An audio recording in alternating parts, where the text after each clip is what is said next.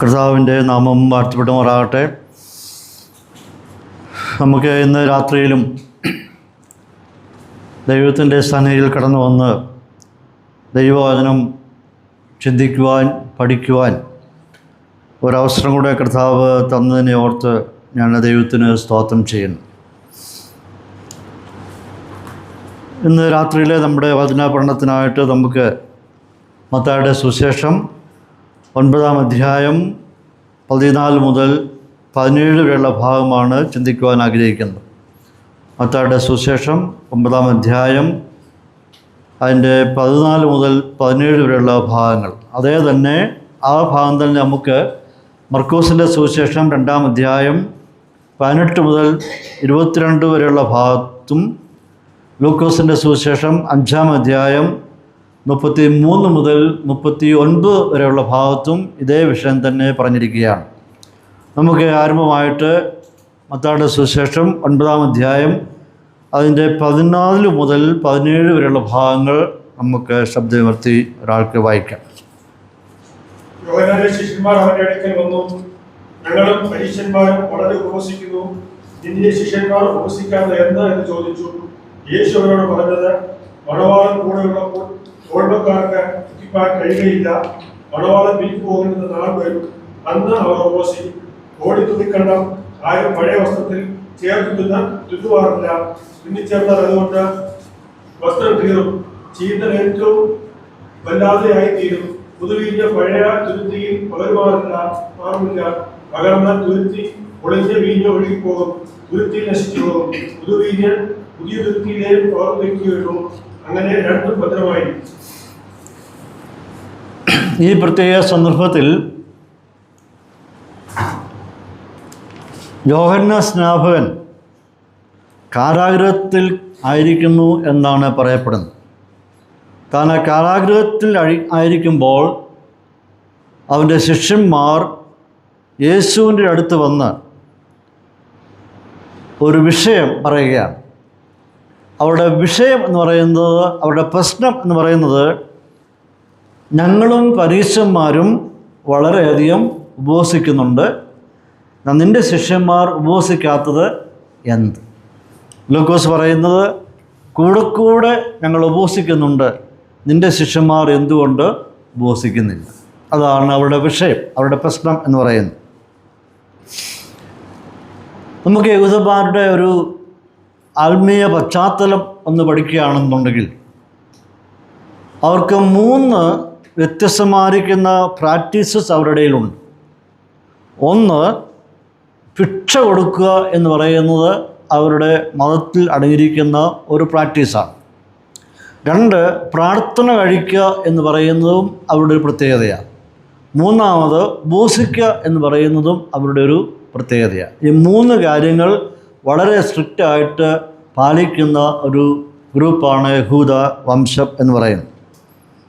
എന്നാൽ ഉപവാസം എന്ന് പറയുന്നത് അവരെ സംബന്ധിച്ചിടത്തോളം തുടർമാനമായി അവർ അനുഷ്ഠിച്ചുകൊണ്ടിരിക്കുന്ന, നടത്തിക്കൊണ്ടുവരുന്ന ഒരു പ്രത്യേകതയാണ് ഉപവസിക്കുക എന്ന് പറയുന്നത്. അവരുടെ ചരിത്രം പഠിക്കുമ്പോൾ അവർ നിർബന്ധമായിട്ടും ഉപവസിക്കേണ്ടതായ ഒരു ദിവസമുണ്ട്. ആ ദിവസം എന്ന് പറയുന്നത് യോഗ്യപ്പൂർ അഥവാ ഡേ ഓഫ് അറ്റോൺമെൻറ്റ്, മഹാപാപ പരിഹാര ദിനം എന്ന് പറയുന്നത് അവരുടെ ജീവിതത്തിൽ ഏറ്റവും വിശിഷ്ടമായിട്ടുള്ള, പ്രത്യേകമായിട്ടുള്ള ഒരു ദിവസമാണ്.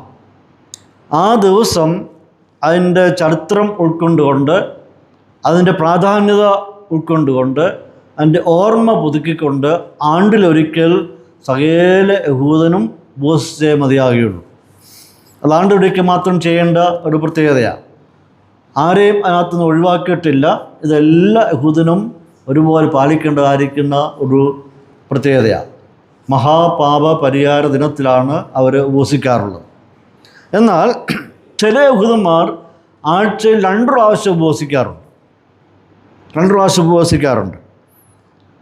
ഇവിടെ ലൂക്കോസിൻ്റെ സുവിശേഷം 18-ാം അധ്യായത്തിൽ കാണുന്നത്, പരീശന്മാർ വന്ന് അവനോട് ചോദിക്കുന്നു, ഈ ശിഷ്യന്മാരും പരീശന്മാരും ചോദിക്കുകയാണ്, നാം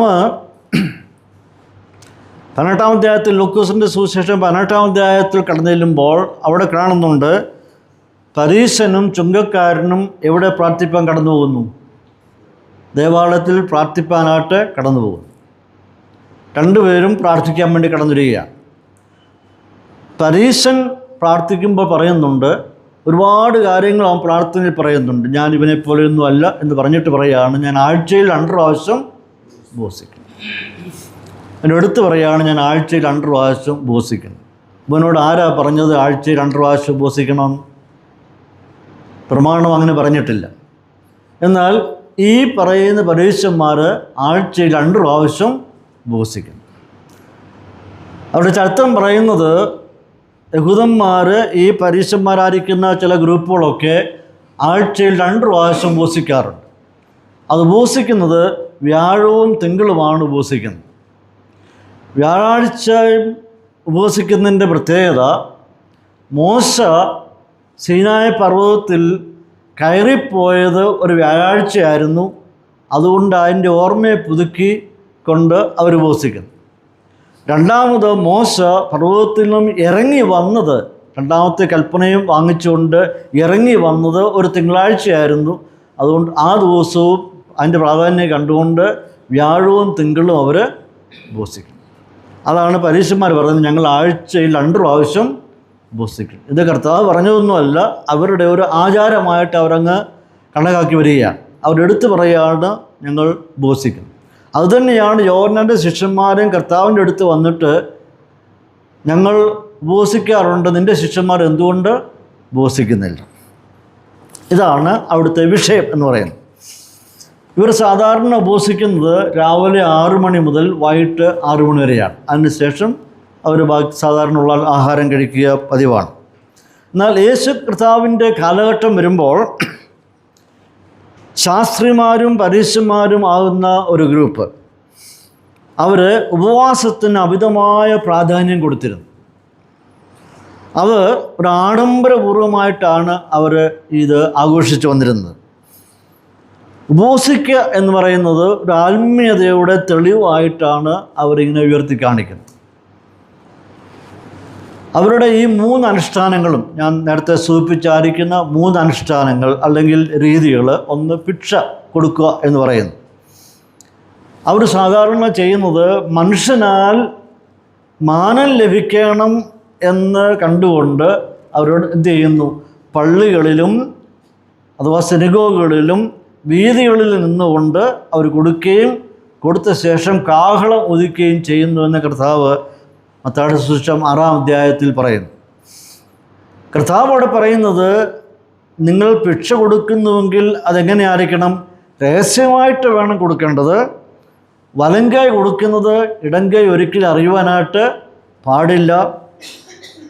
രഹസ്യമായി ചെയ്യുന്നതിന് മാത്രമേ ദൈവം പരസ്യമായിട്ട് അനുഗ്രഹം നൽകുകയുള്ളൂ എന്നവിടെ പറയുകയാണ്.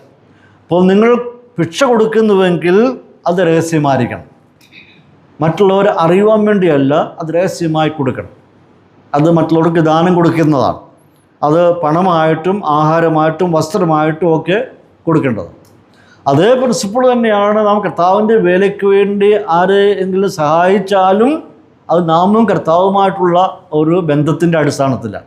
അത് പബ്ലിസിറ്റിക്ക് വേണ്ടിയുള്ളതല്ല, അത് രഹസ്യമായി കർത്താവിൻ്റെ നാമത്തിൽ നാം ചെയ്യുന്നതാണ്.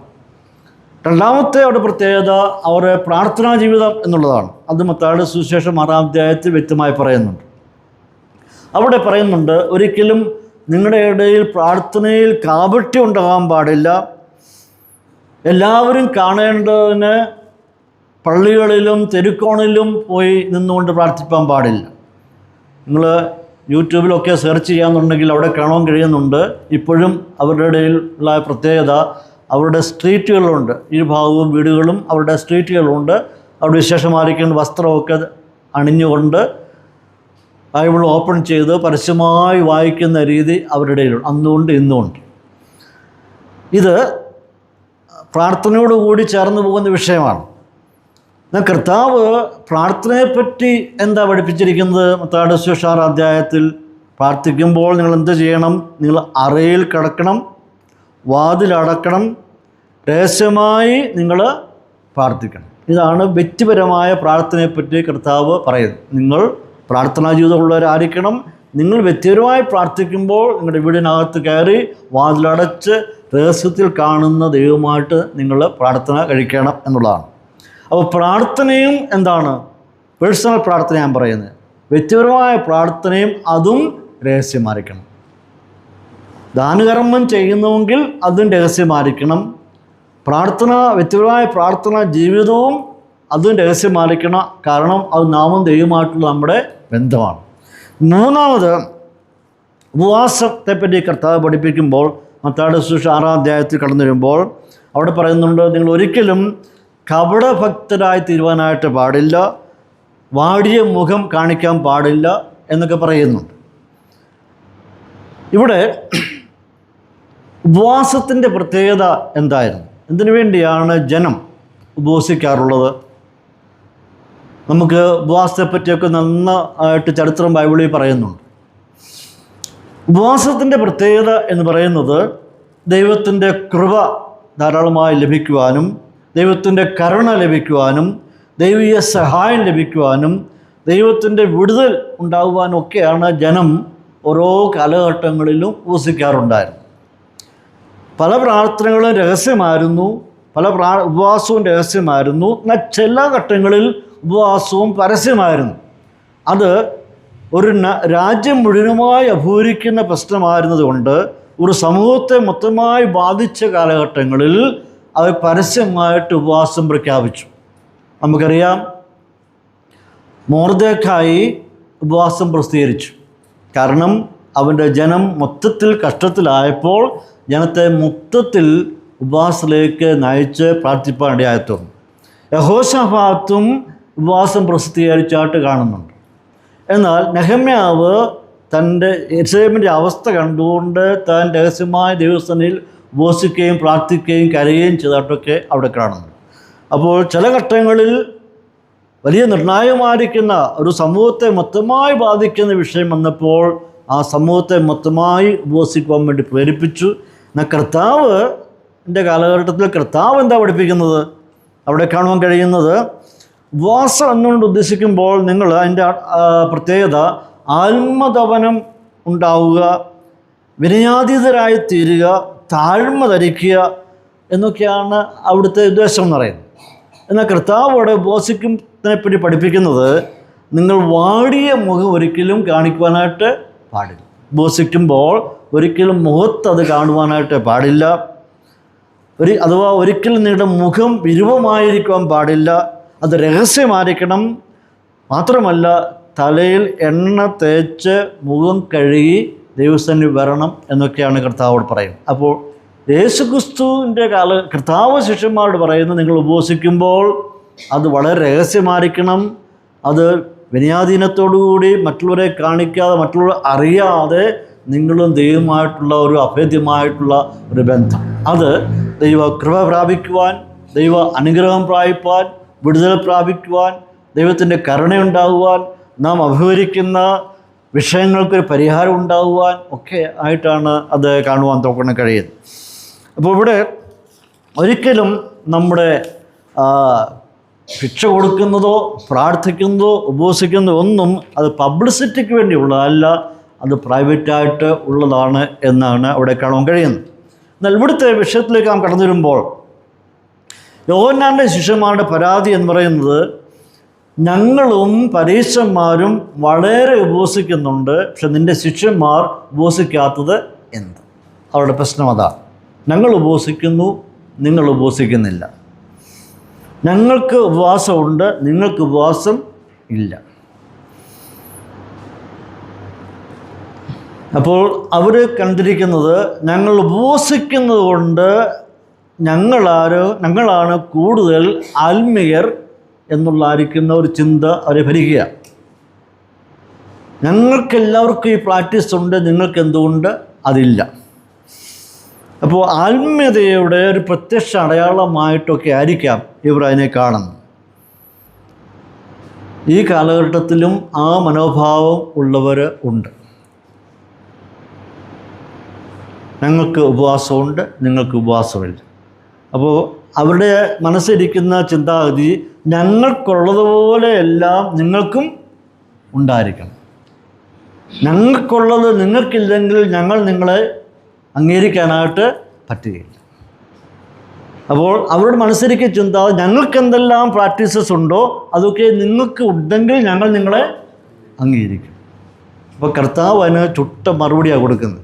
വളരെ ശ്രദ്ധാപൂർവം വായിക്കുമ്പോൾ നമുക്കവിടെ കർത്താവ് ആ വിഷയത്തിന് എങ്ങനെയാണ് മറുപടി കൊടുക്കുന്നതെന്നാണ് അടുത്ത വിഷയങ്ങൾ നമുക്ക് കടന്നു വരുമ്പോൾ കാണുവാൻ കഴിയുന്നത്. അപ്പോൾ കർത്താവ് തീരുമാനിച്ചു ഇവരുടെ ചിന്താഗതിക്ക് ഒരു നല്ല മറുപടി കൊടുത്തേ മതിയാകുകയുള്ളൂ എന്ന് അവിടെ കർത്താവ് ചിന്തിച്ചിട്ട് നല്ല മറുപടിയാണ് കൊടുക്കുന്നത്.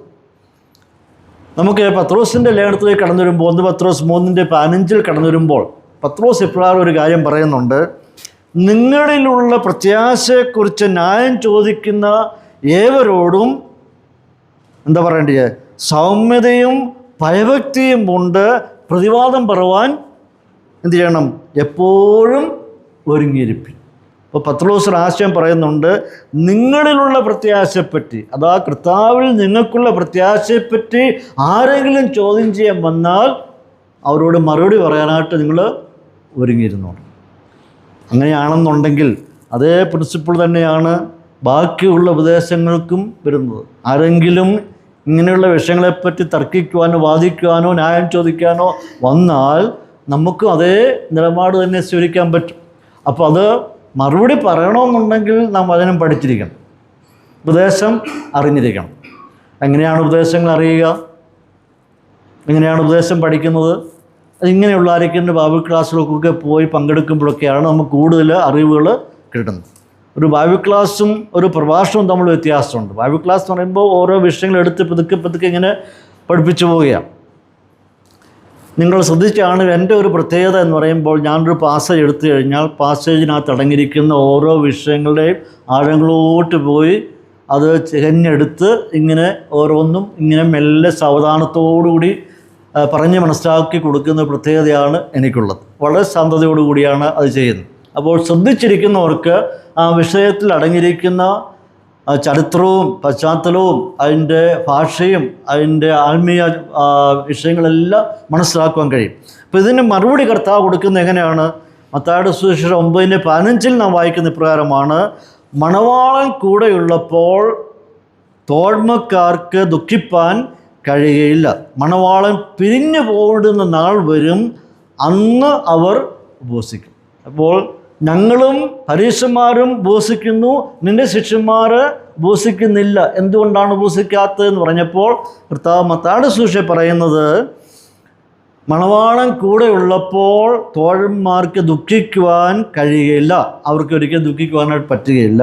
എന്നാൽ മണവാളൻ ഒരിക്കൽ പിരിഞ്ഞു പോകുന്ന സമയം വരും, അന്ന് അവർ എന്ത് ചെയ്യുന്നു, ഉപവസിക്കും. എന്നാൽ മർക്കോസിൻ്റെ സുവിശേഷത്തിൽ കടന്നു വരുമ്പോൾ 2:19 വായിക്കുന്ന പ്രകാരമാണ്, മണവാളൻ കൂടെ ഉള്ളപ്പോൾ തോഴ്മക്കാർക്ക് ഉപവസിപ്പാൻ കഴിയുമോ? അവർക്ക് പറ്റുകയില്ല. ലൂക്കോസ് 5:34 വായിക്കുന്നത്, മണവാളൻ തോഴ്മക്കാരോടുകൂടെ ഉള്ളപ്പോൾ അവരെ ഉപവാസം ചെയ്യിപ്പാൻ കഴിയുമോ, നിർബന്ധിക്കുവാനായിട്ട് കഴിയുമോ? ഇപ്പോൾ 3 സുവിശേഷങ്ങളിലും 3 രീതിയിലാണ് അതിനെ അഡ്രസ്സ് ചെയ്യുന്നത്. ഇനി നമുക്ക് ഈ ഭാഗങ്ങളിലോട്ടൊന്ന് കടന്നേല്ലാം. ഒന്നാമതായിട്ട് 15-ാം വാക്യത്തിൽ അവിടെ കാണുന്നത്, മണവാളനും തോഴന്മാരും തമ്മിൽ ഒരു താരതമ്യം അവിടെ കർത്താവ് ചെയ്യുക. മണവാളനും തോഴന്മാരും, അതായത് ചോദ്യത്തിൻ്റെ ഉത്തരവാണ് കർത്താവ് കൊടുക്കുന്നത്. എന്തുകൊണ്ടാണ് നിൻ്റെ ശിഷ്യന്മാർ ഉപവസിക്കാത്തത് എന്ന് പറഞ്ഞതിന് 3 ഉദാഹരണങ്ങൾ, 3 ഉപമകളായിട്ട് അത് പറയുക. ഒന്നാമത്തെന്ന് പറയുന്നത് 15-ാം വാക്യത്തിലാണ്. അവിടെ പറയുമ്പോൾ മണവാളനും തോഴന്മാരും തമ്മിൽ ഒരു ബന്ധത്തെപ്പറ്റി കർത്താവ് എടുത്ത് പറയുകയാണ്. ഇനി ഇതിൻ്റെ യഹൂദ ആചാരപ്രകാരം, യഹൂദന്മാരുടെ ഒരു പാരമ്പര്യപ്രകാരം അവരുടെ വിവാഹ ചടങ്ങുകൾ 7 ദിവസത്തേക്ക് നീണ്ടു നിൽക്കുന്നതാണ്. 7 ദിവസമാണ് അവരുടെ വിവാഹ ചടങ്ങുകൾ നീണ്ടുപോകുന്നത്. ഈ വിവാഹം കഴിഞ്ഞ ശേഷം വധൂവരന്മാർ ഒരിടത്തും പോകുന്നില്ല, ഹണിമൂണിനായിട്ട് ഒരിടത്തും പോവുകയില്ല, അവരവരുടെ വീട്ടിൽ തന്നെ ഉണ്ടായിരിക്കും. കാരണം 7 ദിവസം നീണ്ടു നിൽക്കുന്ന ആഘോഷങ്ങളും സന്തോഷവും ഭക്ഷണവും ഇങ്ങനെയുള്ള ആയിരിക്കുന്ന വിഷയങ്ങളാണ്. അപ്പോൾ 7 ദിവസം നീണ്ടു നിൽക്കുമ്പോൾ ധാരാളം ആൾക്കാർ അവിടെ ഉണ്ടായിരിക്കണം, ഭക്ഷണങ്ങൾ, സന്തോഷം, കടങ്കഥകൾ, ഇങ്ങനെയുള്ള വിധങ്ങളായിരിക്കുന്ന കാര്യങ്ങളാണ് ആ വീട്ടിൽ നടക്കുന്നത്. എന്നാൽ ഈ നവദമ്പതികൾ വിവാഹ അനന്തരമുള്ളായിരിക്കുന്ന അവരുടെ ഒരാഴ്ച അവരുടെ ജീവിതത്തിലെ ഏറ്റവും ആനന്ദം നിറഞ്ഞായിരിക്കുന്ന ദിവസങ്ങളാണ്, സന്തോഷം നിറഞ്ഞായിരിക്കുന്ന ദിവസങ്ങളാണ്. ഈ ദിവസങ്ങളിൽ ഇവരുടെ വളരെ അടുത്ത സ്നേഹിതന്മാരെ അവരെ വീട്ടിലോട്ട് വിളിച്ച് അവരുടെ സന്തോഷത്തിൽ അവരെ ചേർപ്പിക്കും. വളരെ അടുത്ത് സഹകരിക്കുന്ന ഫ്രണ്ട്സിനെ വിളിച്ച് സന്തോഷത്തിൽ പങ്കെടുപ്പിക്കും. ഈ കടന്നു വരുന്ന സ്നേഹിതന്മാരെ വിളിക്കുന്ന പേരാണ് children of the bride chamber. അതിൻ്റെ തനി അർത്ഥം പറഞ്ഞാൽ വധുവിൻ്റെ മുറിയിലെ കുട്ടികൾ എന്നാണ് അതിൻ്റെ അർത്ഥം. എന്നാൽ അവിടുത്തെ വിഷയം എന്ന് പറയുന്നത് ആഘോഷ പരിപാടികളിൽ പങ്കെടുക്കുന്നവർ എന്നാണ് ഈ children of the bride chamber എന്ന് ഉദ്ദേശിക്കുന്നത്. അഥവാ അവരുടെ സന്തോഷത്തിൽ പങ്കുചേരുവാനായിട്ട് ക്ഷണിക്കപ്പെട്ടിരിക്കുന്ന ആൾക്കാരെ, അവരെയാണ് ഈ പേരിൽ അറിയപ്പെടുന്നത്. അപ്പോൾ ഇങ്ങനെ നീണ്ടു നിൽക്കുന്ന 7 ദിവസത്തെ ആഘോഷങ്ങളിൽ നവദമ്പതികളെ രാജാവെന്നും രാജ്ഞി എന്നുമായിട്ടാണ് വിശേഷിപ്പിക്കുന്നത്. ആ ഒരു വിശേഷണം കൊടുത്താണ് അവരെ അവിടെ ആദരിക്കുന്നത്. ഈ ഭാഗത്ത് കർത്താവ് പറഞ്ഞു വരുമ്പോൾ കർത്താവ് താരതമ്യം ചെയ്യുന്നത് യേശുക്രിസ്തുവിനെ മണവാളനായിട്ടും ശിഷ്യന്മാരെ തോഴന്മാരായിട്ടും, അഥവാ ഇവിടെ പറയുന്ന മണവാളൻ കർത്താവായിരിക്കുന്ന യേശുക്രിസ്തുവും അടുത്ത തോഴന്മാരെന്ന് പറയുന്നത് തൻ്റെ തിരഞ്ഞെടുക്കപ്പെട്ടായിരിക്കുന്ന ശിഷ്യന്മാർ. അതാണ് കർത്താവ് ഇവിടെ ഈ 15-ാം വാക്യത്തിൽ സ്ഥാപിക്കുന്നത്. അപ്പോൾ മണവാളൻ തന്നെയാണ് ആരെ ക്ഷണിക്കുന്നത്? തൻ്റെ തോഴ്മക്കാരെ ക്ഷണിക്കുന്നു. മണവാളനാണ് അവരെ വിളിച്ചു വരുത്തുന്നത്. അവൻ്റെ സ്നേഹിതന്മാരെ സെലക്ട് ചെയ്യുന്നത് മണവാളൻ തന്നെയാണ്. കാരണം അവനോടുകൂടി സന്തോഷിക്കുവാൻ, അവൻ്റെ സന്തോഷത്തിൽ പങ്കുചേരുവാൻ ഈ മണവാളൻ തോഴന്മാരെ പ്രത്യേകിച്ച് ക്ഷണിച്ച് വരുത്താറുണ്ട്. അവരെ തിരഞ്ഞെടുക്കുന്നത് മണവാളൻ തന്നെയാണ്. ഈ തോഴന്മാർ, തിരഞ്ഞെടുക്കപ്പെട്ടിരിക്കുന്ന തോഴന്മാരാണ് ആഘോഷ പരിപാടികളെല്ലാം ആസൂത്രണം ചെയ്യുന്നത്. ആ വീട്ടിൽ എന്തെല്ലാം പരിപാടികളുണ്ടോ ഈ തിരഞ്ഞെടുത്തായിരിക്കുന്ന തോഴന്മാരാണ് അതെല്ലാം ഓർഗനൈസ് ചെയ്യുന്നത്. അന്നത്തെ ഏറ്റവും പ്രധാനപ്പെട്ട ഒരു വിഷയം എന്ന് പറയുന്നത് ആഹാരമാണ്. ഏതൊരു ചടങ്ങിൻ്റെയും പ്രത്യേകത എന്ന് പറയുന്നത് ആഹാരമാണ്. അപ്പോൾ ഒരു കാര്യം ഇവിടെ മനസ്സിലാക്കണം, നമ്മുടെ സംസ്കാരത്തിൽ അല്ലെങ്കിൽ നമ്മുടെ രാജ്യത്തിൽ, ലോകത്തിൻ്റെ ഏത് ഭാഗത്തായാലും ഒരു പ്രോഗ്രാമിൻ്റെ വിജയത്തിൻ്റെ പുറയിൽ എന്താണ്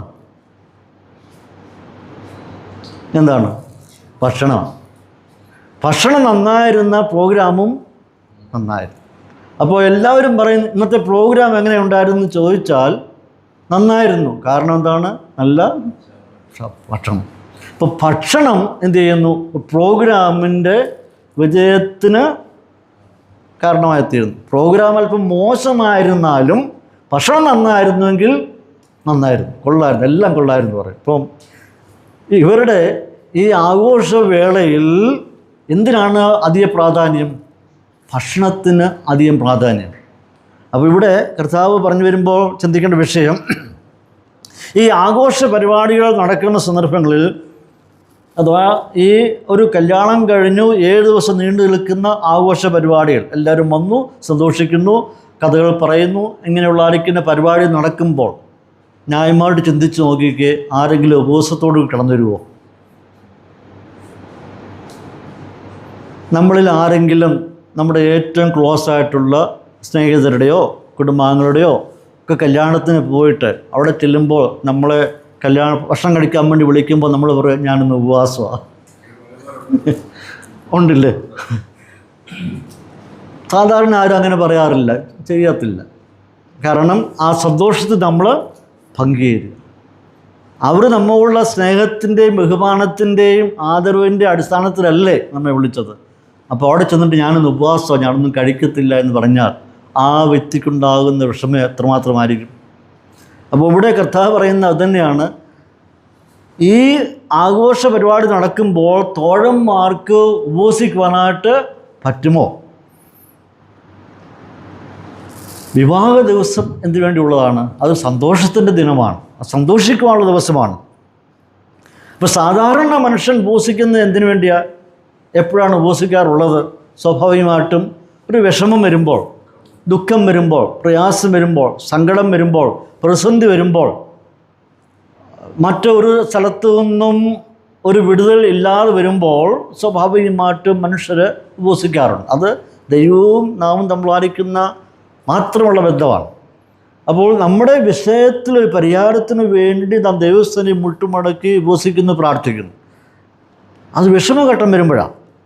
അപ്പം യേശു പറയുന്നത് മണവാളൻ കൂടെ ഉള്ളപ്പോൾ എങ്ങനെയാണ് ഈ തോഴന്മാർക്ക് ഉപവസിക്കാൻ പറ്റുക? അതല്ലേ ഏറ്റവും വലിയ അത് സന്തോഷത്തിൻ്റെ ആയിരിക്കുന്ന സമയങ്ങൾ പറയുന്ന അവർക്ക് ഉപവസിക്കാൻ പറ്റുമോ? ഇനി അവരോട് ഉപവസിക്കാൻ നിങ്ങൾ ഉപവസിക്കണം എന്ന് പറയാനും പറ്റുമോ? അതും പറ്റത്തില്ല. എന്നാൽ ഇവിടെ പറഞ്ഞു വരുമ്പോൾ കർത്താവ് പറയുന്നു, ഒരു ദിവസം മണവാളൻ അവരുടെ ഇടയിൽ നിന്ന് എടുക്കപ്പെടും. ഇംഗ്ലീഷ് വായിക്കുമ്പോൾ bride groom will be taken away. ഒരു ദിവസം ഈ മണവാളൻ തോഴന്മാരുടെ ഇടയ്ക്കിൽ നിന്ന് എടുക്കപ്പെടും. അത് പെട്ടെന്നായിരിക്കും എടുക്കപ്പെടുന്നത്. ഇത് നമ്മുടെ കർത്താവായ യേശുക്രിസ്തുവിൻ്റെ ക്രൂശീകരണവുമായിട്ട് ബന്ധപ്പെട്ട വിഷയമാണ്. ഒരു ദിവസം ഈ മണവാളൻ ഈ തോഴന്മാരുടെ ഇടയിൽ നിന്ന് പെട്ടെന്ന് എടുക്കപ്പെടും, അവൻ മാറ്റപ്പെടും. മാറ്റപ്പെട്ട് കഴിയുമ്പോൾ ഉണ്ടാകുന്ന അവസ്ഥ എന്താണ്? സങ്കടമാണോ സന്തോഷമാണോ? സങ്കടമാണ്. കൂടെയുള്ളപ്പോൾ സന്തോഷമാണ്. അവൻ മാറ്റപ്പെട്ട് കഴിയുമ്പോൾ സങ്കടത്തിൻ്റെ ദിവസമാണ്. മാറ്റപ്പെടുന്നത് ക്രൂശീകരണം ബന്ധപ്പെട്ട അങ്ങനെ ആ നിലയിൽ മാറ്റപ്പെട്ട് കഴിയുമ്പോൾ ഈ തോഴന്മാർക്ക് പിന്നുണ്ടാകാൻ പോകുന്ന എന്താണ്? സങ്കടമാണ്, പ്രയാസമാണ്, മിസ്സിങ് ആണ്. അപ്പോൾ അവർ സ്വാഭാവികമായിട്ടും ഉപവസിക്കേണ്ടായിരിക്കുന്ന, ദുഃഖിക്കേണ്ടായിരിക്കുന്ന സാഹചര്യം വരും. അപ്പോൾ ഈ ദുഃഖം മാറുവാൻ, വേദന മാറുവാൻ, പ്രയാസങ്ങൾ മാറുവാൻ, അതിൽ നിന്ന് റിലീവ് ഉണ്ടാകുവാനായിട്ട് അവർ ഉപവസിക്കുവാനായിട്ട് നിർബന്ധിതരായി തീരും. അന്ന് അവർ ഉപവസിക്കും എന്ന് കർത്താവ് പറയണം.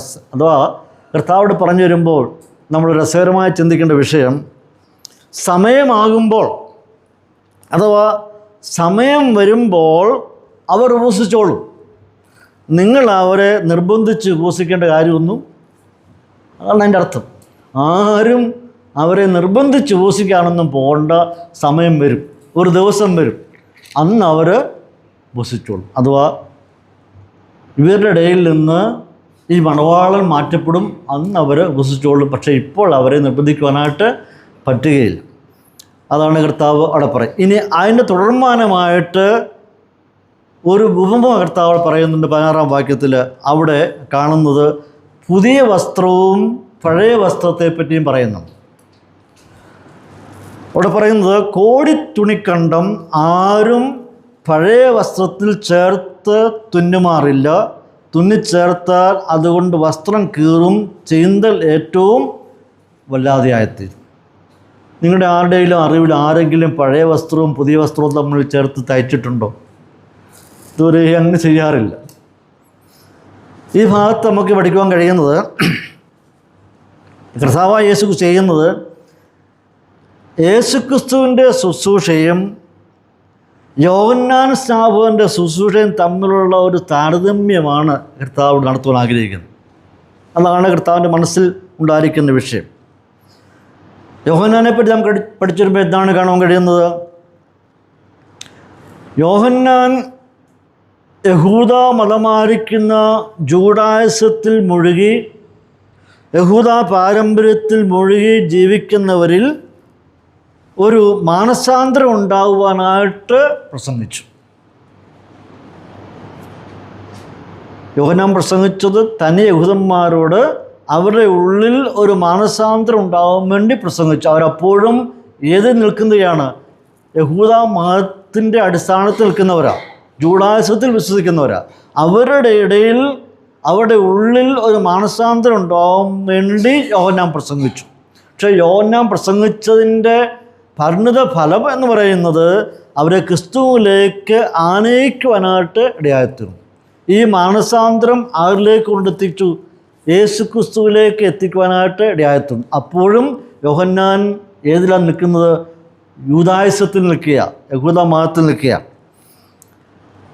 ഇവിടെ കാണുവാൻ കഴിയുന്നത് നമ്മുടെ കർത്താവായിരിക്കുന്ന യേശു ക്രിസ്തു ഒരിക്കലും പഴയതിൻ്റെ പാച്ച് വർക്ക് നടത്തി മുമ്പോട്ട് പോകാൻ വേണ്ടി വന്നവനല്ല. പഴയതിനകത്ത് എന്തൊക്കെയോ കുഴപ്പങ്ങളുണ്ട്, അതിൻ്റെ പാച്ച് വർക്ക് നടത്താൻ വേണ്ടിയല്ല കർത്താവ് വന്നത്. കർത്താവ് വന്നത് പുതിയത് സ്ഥാപിക്കാൻ വേണ്ടിയാണ്. ഈ ഉപമയിൽ നമുക്ക് മനസ്സിലാക്കാൻ കഴിയുന്നത് പഴയ വസ്ത്രം എവിടെയോ കീറിയിരിക്കുന്നു. പഴയ വസ്ത്രം എവിടെയോ കീറിയിരിക്കുന്നു. അത്രയും ഭാഗത്ത് ഒരു പുതിയ വസ്ത്രത്തിൻ്റെ ഒരു ഭാഗമെടുത്ത് ചേർത്ത് തയ്ക്കുന്നതായിട്ടാണ് പറഞ്ഞു വരുന്നത്. പഴയ വസ്ത്രം കീറി എവിടെയോ അവിടോട്ടൊരു പുതിയ തുണിയുടെ പീസ് എടുത്ത് വെച്ച് തയ്ക്കുന്നു. അത് ആരെങ്കിലും ചെയ്യാറുണ്ടോ? അങ്ങനെ ചെയ്യാറില്ല. എന്നാൽ ഇവിടെ ചിന്തിക്കേണ്ടത് പുതിയ വസ്ത്രം എന്ന് പറയുന്നത് ഉപയോഗിച്ച വസ്ത്രമല്ല.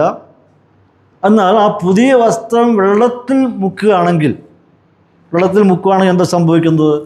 അത് ചുരുങ്ങും, ചെറിയ ചെറിയ കെഴുത്തുകളുണ്ട്, അത് അടയും, അത് കൂടുതൽ കട്ടിയുള്ളതായിത്തീരും. അത് പഴയ വസ്ത്രമായി തയ്ച്ച ശേഷമാണ് മുക്കുന്നതെങ്കിൽ പഴയത് കീറിപ്പോകാനായിട്ട് സാധ്യതയുണ്ട്. അപ്പോൾ പഴയതും പുതിയതും നമ്മൾ ഒരിക്കലും ഒരു മനുഷ്യരാരും തുന്നിച്ചേർക്കാറില്ല. യേശു വന്നത് പഴയ വസ്ത്രത്തിൻ്റെ കീറൽ തുന്നുവാൻ വേണ്ടിയല്ല, മറിച്ച് കർത്താവായ യേശു ക്രിസ്തു വന്നത് പുതിയ വസ്ത്രം നൽകുവാൻ വേണ്ടിയാണ്. പഴയ വസ്ത്രത്തോട് ചേർത്ത് പുതിയത് തുന്നുവാൻ വേണ്ടിയല്ല, മറിച്ച് പഴയത് മാറ്റിയിട്ട് പുതിയത് നൽകുവാൻ വേണ്ടിയാണ് കർത്താവായിരിക്കുന്ന യേശു ക്രിസ്തു ചെയ്തത്. ഇത് നമ്മൾ മിക്സ് ചെയ്തിട്ട് പ്രിപ്പയർ ചെയ്യാൻ വേണ്ടിയല്ല, പാച്ചോർക്ക് നടത്താൻ വേണ്ടിയല്ല, പഴയതിന് അവസാനം കുറിച്ച് പഴയത് മാറ്റിയ ശേഷം പുതിയ വസ്ത്രം നൽകുവാൻ വേണ്ടിയാണ് കർത്താവ് വന്നത്. എന്താണ് കർത്താവ് ചെയ്തത്?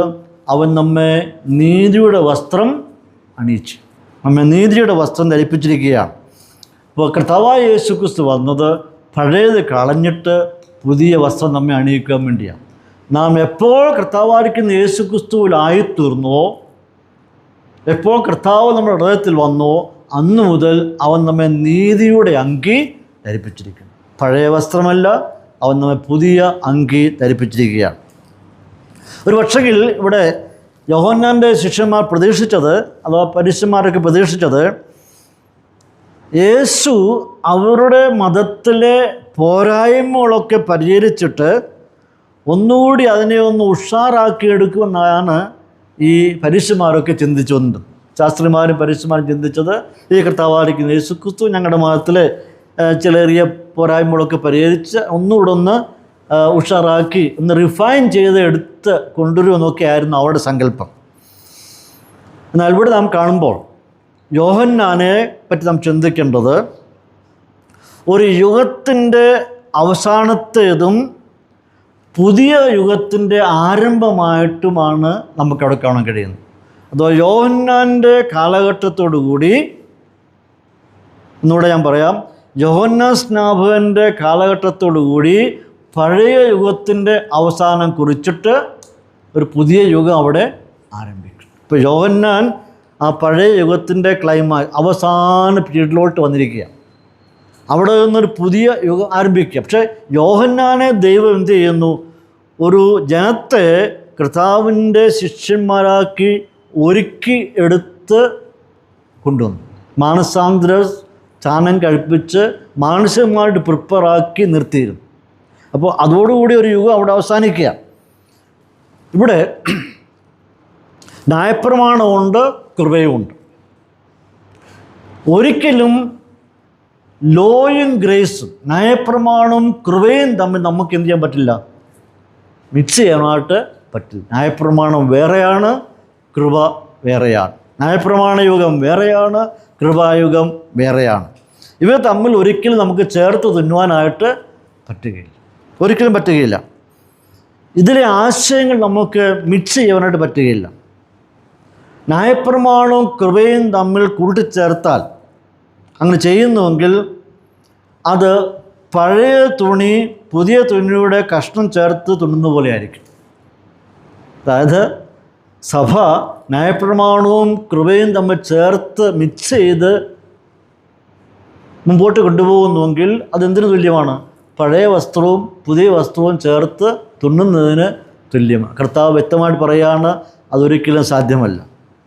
ഇപ്പോൾ ക്രിസ്ത്യാനിത്വം എന്ന് പറയുന്നത്, ക്രിസ്ത്യാനിറ്റി എന്ന് പറയുന്നത് അത് പാച്ച് വർക്കല്ല, അത് റിപ്പയർ ചെയ്തതല്ല, മറിച്ച് എല്ലാം പുതുതാണ്. പൗലോസപ്പോസ്തലൻ പറയുന്നത് എന്താണ്? ഒരുവൻ ക്രിസ്തുവിലായാൽ അവൻ പുതിയ സൃഷ്ടി, പഴയതെല്ലാം കഴിഞ്ഞുപോയി. അവൻ്റെ ജീവിതത്തിലെ പഴയതെല്ലാം കഴിഞ്ഞുപോയി.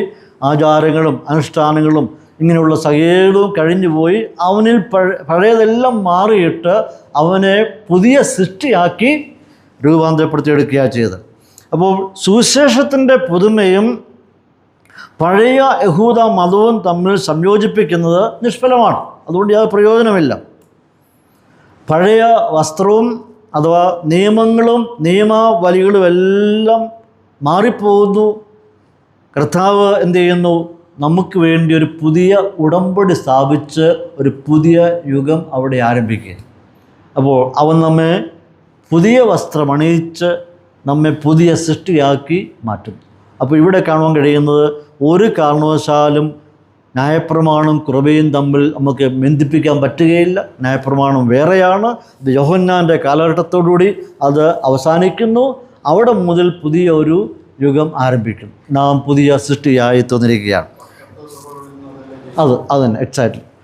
ഈ പല സഭകളിലും ഈ അതിൻ്റെ തുടർമാനമായിട്ടാണ് പോയിക്കൊണ്ടിരിക്കുന്നത്, തുടർമാനമായിട്ട്. അപ്പോൾ ആ ഒരു പ്രാക്ടീസ് പല സഭകളിലും ഉണ്ട്. അതായത് സഭ പഴയ നിയമത്തിൻ്റെ പഴയ നിയമ സഭയുടെ കണ്ടിന്യൂഷനാണ് എന്ന് പഠിപ്പിക്കുന്നവരുണ്ട്. അങ്ങനെയല്ല, കർത്താവിൻ്റെ സഭ ആരംഭിക്കുന്നത് പെന്തക്കോസ്തു നാളിലാണ്. ആത്മപാർച്ചയോടുകൂടി, പരിശുദ്ധാത്മാവിൻ്റെ അഭിഷേകത്തോടുകൂടി, പരിശുദ്ധാത്മാവിൻ്റെ നിറവോടുകൂടി, പരിശുദ്ധാത്മ സ്നാനത്തോടുകൂടിയാണ് ഒരു പുതിയ പിറവി അവിടെ തുടങ്ങുന്നത്. ഇനി നമുക്ക് 17-ാം വാക്യത്തിലേക്ക് കടന്നു വരുമ്പോൾ അവിടെ കർത്താവ് മൂന്നാമതായിട്ട് പറയുന്നത് വേറൊരു വിഷയമാണ്. പുതിയ വീഞ്ഞും പഴയ തുരുത്തി. പുതിയ വീഞ്ഞും പഴയ തുരുത്തി. ഇവിടെ പറയുന്നത്, പുതിയ വീഞ്ഞ് പഴയ തുരുത്തിയിൽ പകരുമാറില്ല. പുതിയ വീഞ്ഞ് പഴയ തുരുത്തിയിൽ പകരുമാറില്ല. പകർന്നാൽ തുരുത്തി പൊളിഞ്ഞ് വീഞ്ഞ് ഒഴുകിപ്പോകും, തുരുത്തി നശിച്ചുപോകും. പുതുവീഞ്ഞ് പുതിയ തുരുത്തിയിലെ പകർന്നു വയ്ക്കാറുള്ളൂ, അങ്ങനെ രണ്ടും ഭദ്രമായിരിക്കും. വേറൊരു വിഷയം കർത്താവ് അവിടെ പറയുകയാണ്. ഇവിടെ തുരുത്തി എന്ന് പറയുന്നത് ചെമ്മരിയാടിൻ്റെ കോലാടിൻ്റെ ഒക്കെ തോലെടുത്ത് ഉണക്കി ഒത്തിരി പ്രോസസ്സ് ചെയ്ത ശേഷം ഉണ്ടാക്കിയെടുക്കുന്നതാണ് തുരുത്തി എന്ന് പറയുന്നത്. അത് സാധാരണ അവർ കൈക്കുറങ്ങിൻ്റെ ഭാഗത്തു നിന്നും ഇങ്ങനെ കഴുത്തിൻ്റെ ഇത്രയും ഭാഗത്തെ സ്കിൻ്റെ അടുത്താണ് അത് തുന്നിച്ചേർക്കുന്നത്. അങ്ങനെയാണത് ഉപയോഗിക്കാറുള്ളത്. അത് ഒരുപാട് പ്രോസസ്സ് ചെയ്താണ് എടുക്കുന്നത്. എന്നാൽ അത് ഉണ്ടാക്കി കഴിയുമ്പോൾ അത് ഉണക്കി വൃത്തിയാക്കി അതിനകത്താണ് ഈ വീഞ്ഞുകൾ അവർ സൂക്ഷിക്കാറുള്ളത്. അതിനെ വൈൻ സ്കിൻ എന്നാണ് പറയുന്നത്. അതിനെ തുരുത്തി, ഇംഗ്ലീഷ് വൈൻ സ്കിൻ, മലയാളത്തിൽ തുരുത്തി എന്ന് പറയുന്നു. ഇതിനുള്ളിലാണ് അവർ ദീർഘകാലങ്ങൾ വീഞ്ഞ് ഒഴിച്ച് സൂക്ഷിച്ചു വയ്ക്കുന്നത്. എത്രമാത്രം പഴകുന്നു അത്രയും ക്വാളിറ്റി ബെസ്റ്റായിട്ടാണ് കാണുന്നത്. എന്നാൽ ഒരിക്കലും ഒരു കാലഘട്ടത്തിലും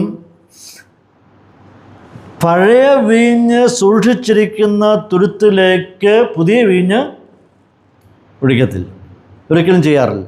പഴയ വീഞ്ഞ് സൂക്ഷിച്ചു വെച്ചിരിക്കുന്ന തുരുത്തിലോട്ട് ഒരിക്കലും പുതിയ വീഞ്ഞ് അവർ ഇടാറില്ല. പുതിയത് ഒഴിച്ചാൽ എന്താണ് സംഭവിക്കുന്നത്? അതിൻ്റെ ഫെർമെൻറ്റിങ് പ്രോസസ്സ്, പുളിപ്പിക്കൽ നടന്നുകൊണ്ടിരിക്കും, ഫെർമെൻറ്റേഷൻ നടന്നുകൊണ്ടിരിക്കും. അങ്ങനെ ചെയ്യുമ്പോൾ അതിൽ ഗ്യാസ് രൂപപ്പെടും.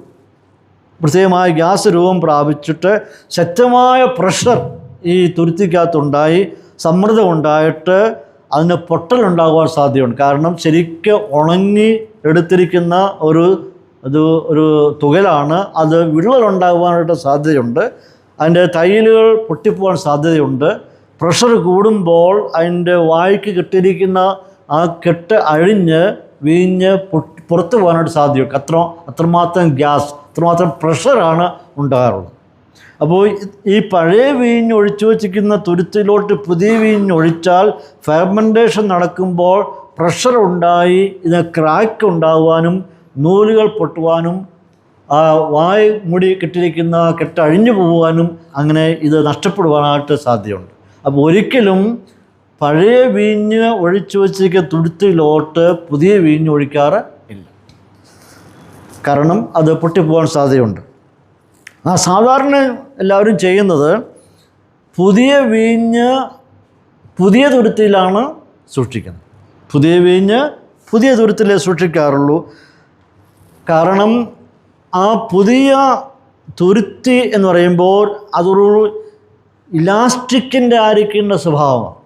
പുതിയ വീഞ്ഞ് അതിനകത്ത് ഒഴിക്കുമ്പോൾ ഫെർമെൻറ്റേഷൻ നടക്കുമ്പോൾ ആ പുതിയ തുരുത്തിക്ക്, പുതിയ തുകലിന് ഒരു ഇലാസ്റ്റിക്, ഒരു വലിച്ചിലുണ്ടാകും. ആ ഫെർമെൻറ്റേഷൻ മുഖാന്തരം ഇതുണ്ടാകുമ്പോൾ ഒരിക്കലും ഇത് പൊട്ടുവാനായിട്ട് സാധ്യതയില്ല.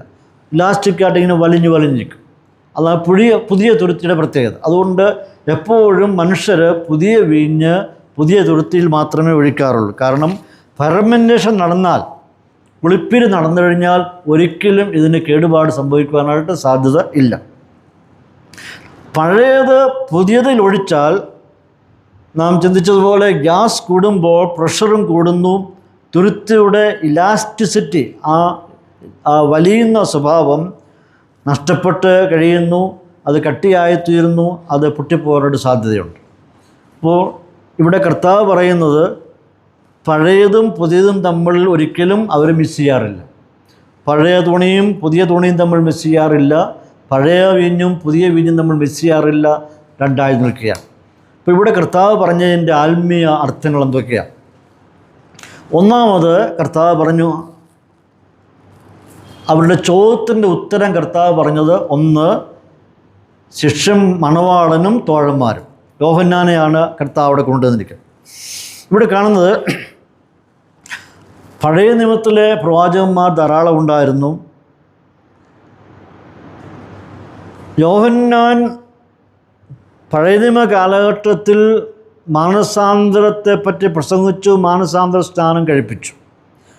അവിടെ കാണുവാൻ കഴിയുന്നത് പുതിയ നിയമത്തിലോട്ട് പ്രവേശിക്കുവാനായിട്ടുള്ള ഒരു അനൗൺസ്മെൻ്റാണ് ആര് നടത്തിയത്? യോഹന്നാൻ നടത്തിയത്. ജനത്തെ ഒരു പുതിയ യുഗത്തിലെ പ്രവേശിക്കുവാനായിട്ട് ഒരു അനൗൺസ്മെൻറ്റ് യോഹന്നാൻ നടത്തി. യേശുക്രിസ്തുവിൻ്റെ മുന്നോടിയായി പോയി പ്രസംഗിച്ച വ്യക്തിയാണ്. അപ്പോൾ തന്നെ യോഹന്നാൻ പഴയ നിയമ ഉടമ്പടി ആ പ്രമാണത്തിൽ യൂദാശത്തിൽ നിൽക്കുകയാണ്.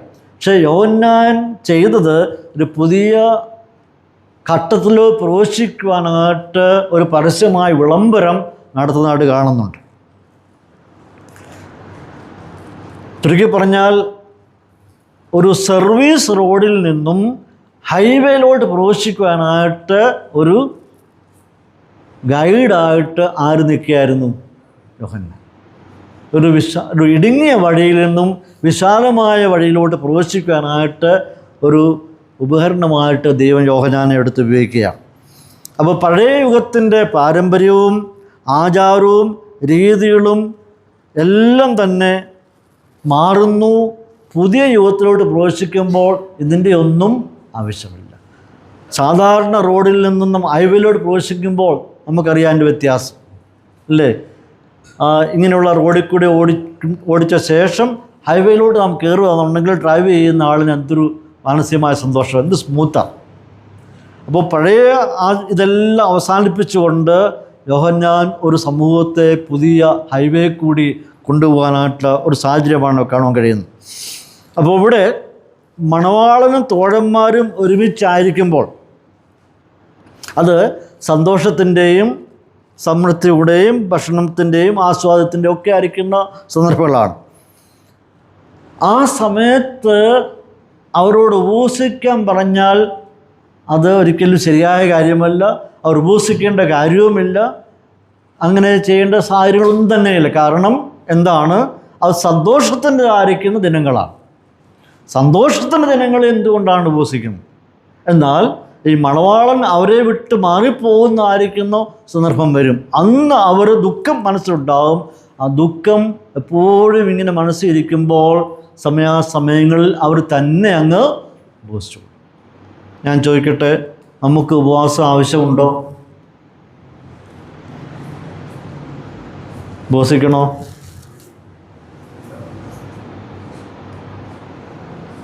ഞങ്ങൾ ഉപവസിക്കുന്നവരാണ്, പലപ്പോഴും ഉപവസിക്കാറുണ്ട്. അത് ഞങ്ങളും ദൈവം മാത്രമേ അറിയത്തുള്ളൂ. ഞങ്ങളുടെ കുടുംബത്തിലെ വിഷയങ്ങൾ, പേഴ്സണൽ വിഷയങ്ങൾ, മിനിസ്ട്രിയെപ്പറ്റി, എൻ്റെ പ്രവർത്തനത്തെപ്പറ്റി ഒക്കെ ഓർക്കുമ്പോൾ ഫ്രീ കിട്ടുന്ന സന്ദർഭങ്ങളിൽ ഞങ്ങൾ ഉപവസിക്കാറുണ്ട്. പക്ഷേ ഒരു പബ്ലിസിറ്റിയും കൊടുക്കത്തില്ല. കാരണം അത് ഞാനും അല്ലെങ്കിൽ ഞങ്ങളും ദൈവവും തമ്മിൽ മാത്രമുള്ളായിരിക്കുന്ന ഒരു ബന്ധമാണ്. പ്രിയപ്പെട്ടവർ, ഞാൻ പറയട്ടെ, നിങ്ങളുടെ ഓരോരുത്തരുടെയും ജീവിതത്തിൽ ഏതെങ്കിലും വിഷയങ്ങൾക്ക് ഉത്തരം ലഭിക്കണമെന്നുണ്ടെങ്കിൽ, നിങ്ങളെ മതിക്കുന്നുണ്ടെങ്കിൽ, പ്രയാസപ്പെടുത്തുന്നുണ്ടെങ്കിൽ പ്രാർത്ഥനയിൽ കൂടി മാത്രമേ മാറുകയുള്ളൂ. എന്തിനാ ഉപവസിക്കുന്ന? ഒരു നേരത്തെ ഫാസ്റ്റിംഗ്, ആഹാരം വെടിയുക എന്നുള്ളതല്ല. ആ സമയം കൂടി നമ്മൾ എന്ത് ചെയ്യുന്നു? ദൈവമുമ്പാകെ വീണ് നമ്മുടെ വിഷയങ്ങൾ അത് അവതരിപ്പിക്കുക എന്നുള്ളതാണ്. ആഹാരത്തിനല്ല അവിടുത്തെ വിഷയം. ദൈവസേനയിൽ കൂടുതൽ സമയങ്ങൾ ചെലവിടുക, അതിൽ നിന്ന് ഒരു പ്രത്യേകമായിരിക്കുന്ന ഊർജ്ജവും ഉന്മേഷവും പോസിറ്റീവ് എനർജി നമുക്ക് സമ്പാദിക്കുക. അപ്പോൾ കർത്താവോട് പറയുന്നത് എന്താണ്? ഈ മണവാളൻ നിങ്ങളെ വിട്ട് പിരിയുന്ന സന്ദർഭം വരുന്നു, അന്ന് അവർ ദുഃഖിക്കും. ആ സന്ദർഭങ്ങളിൽ അവർ ഉപവസിക്കും. അപ്പോൾ അതിന് ഒരു സ്പിരിച്വൽ ആപ്ലിക്കേഷൻ നമുക്ക് നൽകുന്നുണ്ട്. എപ്പോഴൊക്കെയാണ് നാം പ്രതിസന്ധി ഘട്ടങ്ങളിൽ കടന്നു പോകുന്നത്, അപ്പോഴൊക്കെ നമുക്ക് ഇതുപോലെ ദൈവസ്ഥയിൽ അടുത്ത് വന്ന് ഉപവസിക്കാൻ താല്പര്യമുണ്ടെങ്കിൽ ഉപവസിക്കാം. ആ ഉപവാസം കൊണ്ട് ഉദ്ദേശിക്കുന്നത് വീടിനകത്ത് കയറി വാതിലടച്ച് രഹസ്യത്തിൽ ദൈവത്തോട് പ്രാർത്ഥിക്കുക എന്നുള്ളതാണ്. അപ്പോൾ അവിടെയും അത് രഹസ്യമായി ചെയ്യാവുന്ന വിഷയങ്ങളാണ്. അപ്പോൾ അത് തെറ്റെന്ന് പറയാൻ ഒക്കെയില്ല, അവരവർ തീരുമാനിക്കേണ്ട വിഷയമാണ്. കാരണം കർത്താവ് പറഞ്ഞു, നിങ്ങൾ ദുഃഖിക്കുന്ന സമയം വരും. ദുഃഖവും പ്രയാസവും ഇല്ലാത്തവരാരുണ്ട് ലോകത്തിൽ? ഇല്ലേ? നമുക്കെല്ലാവർക്കും പലതുമായിരിക്കുന്ന പ്രയാസങ്ങൾ കടന്നു പോകുന്നവരാണ്. എപ്പോൾ നമുക്ക് തോന്നുന്നുവോ ആ സന്ദർഭങ്ങളിൽ കഴിയുമെങ്കിൽ അത് ഇങ്ങനെ ദിവസങ്ങളിൽ മുട്ടുമടക്കുന്നത് ഏറ്റവും നന്നായ വിഷയമാണ്. ഇനി 2-3 വിഷയങ്ങളോട്ട് കടന്നു വരുമ്പോൾ ഇവിടെ കർത്താവ് പറയുന്നത്, പഴയ വസ്ത്രവും പഴയ വീഞ്ഞും. അതായത് പഴയ നിയമ ഉടമ്പടി, മോശിക ന്യായപ്രമാണം, ആചാരങ്ങൾ, പാരമ്പര്യങ്ങൾ, അനുഷ്ഠാനങ്ങൾ, ഇതെല്ലാം എങ്ങനെയായിത്തീരുന്നു? അപ്രായോഗികമായി തീരുന്നു. യോഹന്നാൻ അവിടെ വന്ന് പുതിയ ഒരു ഹൈവേ ഇങ്ങനെ കാണിച്ചു കൊടുക്കുന്ന ആ ഒരു ട്രാൻസിഷൻ പീരീഡ് വരുമ്പോൾ, ഒരു യുഗത്തിൽ നിന്ന് മറ്റൊരു യുഗത്തിലേക്ക് പ്രവേശിക്കുമ്പോൾ, ഒരു വഴിയിൽ നിന്ന് പുതിയ വഴിയിലേക്ക് പ്രവേശിക്കുമ്പോൾ, ഒരവസ്ഥയിൽ നിന്ന് മറ്റൊരവസ്ഥയിലേക്ക് വരുമ്പോൾ അവിടെ ഒരു ട്രാൻസിഷൻ പീരീഡാണ്. ആ ട്രാൻസിഷൻ പീരീഡ് നടക്കുമ്പോൾ പഴയത് അവിടെ തീർന്നിട്ട് എന്ത് ചെയ്യുന്നു? പുതിയതൊന്ന് ആരംഭിക്കും. അപ്പോൾ പഴയത് അവസാനിക്കുകയാണ്. അപ്പോൾ കർത്താവ് ഇവിടെ പറഞ്ഞു വരുന്നത്, പഴയ പ്രാക്ടീസസ് ഉണ്ടായിരുന്നു, ആചാരങ്ങളുണ്ടായിരുന്നു, അനുഷ്ഠാനങ്ങളുണ്ടായിരുന്നു, ഉത്സവങ്ങളുണ്ടായിരുന്നു, ഉന്മാദങ്ങളുണ്ടായിരുന്നു, ഒരുപാട് സംഗതികളുണ്ടായിരുന്നു. അതെല്ലാം അവസാനിച്ച് ഒരു പുതിയ ഉടമ്പടിയുടെ അവകാശികളായി തീരുകയാണ്. പിന്നെ പുതിയ വസ്ത്രവും പുതിയ വീഞ്ഞും അവിടെ കഴിയുന്നത് പുതിയ നിയമ ഉടമ്പടി കർത്താവ് അവിടെ സ്ഥാപിക്കുകയാണ്. എങ്ങനെയാണ് നമുക്കതിൻ്റെ പ്രയോജനം ഉണ്ടാകുന്നത്? നമുക്ക് ആവശ്യമായിരിക്കുന്നത് എന്താണ്? ദൈവത്തിൻ്റെ കൃപ വളരെയധികം ആവശ്യമാണ്. പാപക്ഷമ നമുക്ക് ആവശ്യമായിരിക്കുന്നു. നമുക്ക് പരിശുദ്ധാത്മാവിൻ്റെ അധിവാസം ആവശ്യമാണ്. പരിശുദ്ധാത്മാവിൻ്റെ നിറവ് ആവശ്യമാണ്. പരിശുദ്ധാത്മാവുള്ള സ്നാനം നമുക്ക് ആവശ്യമാണ്. ഇതെല്ലാം ചേർത്തുകൊണ്ടാണ് ഒരു പുതിയ ജീവിതം അവിടെ ആരംഭിക്കുന്നത്. അപ്പോൾ നാം എങ്ങനെയാണ് ഒരു പുതിയ ആത്മീയ ജീവിതത്തിന് ആരംഭം കുറിക്കുന്നത്? പഴയത് അവസാനിപ്പിച്ചിട്ട് പുതിയത് എങ്ങനെയാണ് ആരംഭം കുറിക്കുന്നത്? പുതിയ ആരംഭം കുറിക്കുന്നത് ആത്മസ്നാനത്തിലൂടെയാണ്. എന്ന് വെച്ചാൽ കർത്താവായ യേശുക്രിസ്തുവിനെ എപ്പോൾ രക്ഷകനായ ഹൃദയത്തിൽ സ്വീകരിക്കുന്നുവോ, കർത്താവ് എപ്പോൾ നമ്മുടെ ഉള്ളിൽ വരുന്നുവോ, അതേ സമയത്ത് തന്നെ ദൈവത്തിൻ്റെ പരിശുദ്ധാത്മാവ് നമ്മെ എന്ത് ചെയ്യുന്നു? ആത്മാവിനാൽ സ്നാനം കഴിപ്പിക്കുന്നു. അപ്പോൾ ആത്മാവ് ഉള്ളിൽ വരുന്നതോടുകൂടി നമ്മുടെ ഒരു പുതിയ ജീവിതത്തിൻ്റെ ആരംഭവും കുറിക്കുന്നു. പഴയത് മാറി നിൽക്കുമായി പോയിട്ട് പുതിയ ഒരു ആരംഭം അവിടെ കുറിക്കുകയാണ്. അപ്പോൾ പഴയ ജീവിത നിലവാരവും പുതിയ ജീവിത നിലവാരവും ചേർത്ത് നമുക്ക് മിക്സ് ചെയ്യാനായിട്ടൊരിക്കലും പറ്റുകയില്ല. പഴയത് കഴിഞ്ഞുപോയി, അതിനെ ഒരിക്കലും നമുക്ക് പുതുതായിട്ട് മിക്സ് ചെയ്യാൻ പറ്റത്തില്ല. ഉപേക്ഷിക്കുന്നുവെങ്കിൽ പഴയതിനെ മൊത്തമായി ഉപേക്ഷിക്കുക, ആ പുതിയതിൻ്റെ പിന്നാലെ പോവുക. പഴയതും പുതിയ കൂടെ മിക്സ് ചെയ്ത് നമുക്ക് മുമ്പോട്ട് പോകാനായിട്ട് പറ്റുകയില്ല. അപ്പോൾ സുവിശേഷത്തിൻ്റെ രൂപാന്തരപ്പെടുത്തുന്ന ശക്തിയുമായിട്ടാണ് നമ്മുടെ ബന്ധങ്ങൾ. സുവിശേഷമാണ് നമ്മുടെ ജീവിതത്തിൽ മാറ്റങ്ങൾ വരുത്തിയത്. ദൈവവചനമാണ് നമ്മെ രൂപാന്തരപ്പെടുത്തിയെടുത്തത്. ആ രൂപാന്തരപ്പെടുത്തിയെടുത്ത ദൈവത്തിൻ്റെ വചനവുമായിട്ടാണ് നമ്മുടെ ബന്ധങ്ങൾ ആരംഭിക്കുന്നത്. യേശു പറയുന്നത്, ഞാൻ സൂചിപ്പിച്ച പോലെ, ഒരിക്കലും കർത്താവ് വന്നത് പഴയ വസ്ത്രത്തിൻ്റെ പാച്ച് വർക്ക് നടത്തുവാൻ വേണ്ടിയല്ല കർത്താവ് വന്നത്. മറിച്ച് കർത്താവ് വന്നതിന് വേണ്ടിയാണ് പഴയ വസ്ത്രം നമ്മെ ഉരിഞ്ഞ് കളഞ്ഞിട്ട്, പഴയ മനുഷ്യനെ ഉരിഞ്ഞ് കളഞ്ഞിട്ട് പുതിയ മനുഷ്യനെ നമ്മെ സൃഷ്ടിച്ചിട്ട് ഒരു പുതിയ വസ്ത്രം നമ്മെ അണിയിക്കാൻ വേണ്ടിയാണ്. കമ്മ്യൂണിസം ചെയ്യുന്നത് പഴയ മനുഷ്യനെ പുതിയ വസ്ത്രത്തിനകത്ത് ഇടുന്നു. എന്നാൽ യേശുക്രിസ്തു ചെയ്തത് പുതിയ മനുഷ്യനെ പുതിയ വസ്ത്രത്തിൽ ഇടുന്നു.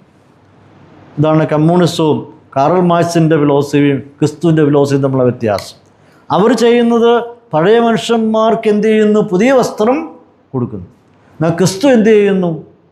നമ്മെ പുതിയ മനുഷ്യനാക്കിയിട്ട് നമ്മെ എന്തണിയിക്കുന്നു? പുതിയ വസ്ത്രം അണിയിക്കുന്നു. അപ്പോൾ ക്രിസ്തുവിൻ്റെ റൈച്ചസ്നസ്, യേശു ക്രിസ്തുവിൻ്റെ ആ നീതിയുടെ വസ്ത്രം നാം അണിഞ്ഞിരിക്കുക. അപ്പോൾ ക്രിസ്തുവിനെ നാം അണിഞ്ഞിരിക്കുമ്പോൾ എന്താണ് വിശേഷതകൾ? ക്രിസ്തുവിൻ്റെ സ്വഭാവ രീതികളും നമ്മളിലോട്ട് കടന്നു വരും. അതാണ് അതിൻ്റെ പ്രത്യേകത. യേശു ക്രിസ്തുവിനെ ധരിക്കുമ്പോൾ ക്രിസ്തുവിൽ ഉള്ളായിരിക്കുന്ന സ്വഭാവ രീതികളും നമ്മൾ അഡോപ്റ്റ് ചെയ്യുവാനായിട്ട് നിർബന്ധിതരായിത്തീരും. ഇതൊരു ലോങ് പ്രോസസ്സാണ്, ഒറ്റ ദിവസം നടക്കുന്ന വിഷയമല്ല. ക്രിസ്തുവിൻ്റെ അതേ സ്വഭാവം നമ്മളിലോട്ട് ഇങ്ങനെ അത് വ്യാപരിച്ചുകൊണ്ടിരിക്കുക. അപ്പോൾ അതാണ് പുതിയ വസ്ത്രത്തിൻ്റെ പ്രത്യേകത എന്ന് പറയുന്നത്. അപ്പോൾ ഇവിടെ നമുക്ക് പഠിക്കുവാൻ കഴിയുന്നത് 3 ആത്മീയ യാഥാർത്ഥ്യങ്ങൾ, 3 ആത്മീയ സത്യങ്ങൾ ഇവിടെ കാണാൻ കഴിയുകയാണ്.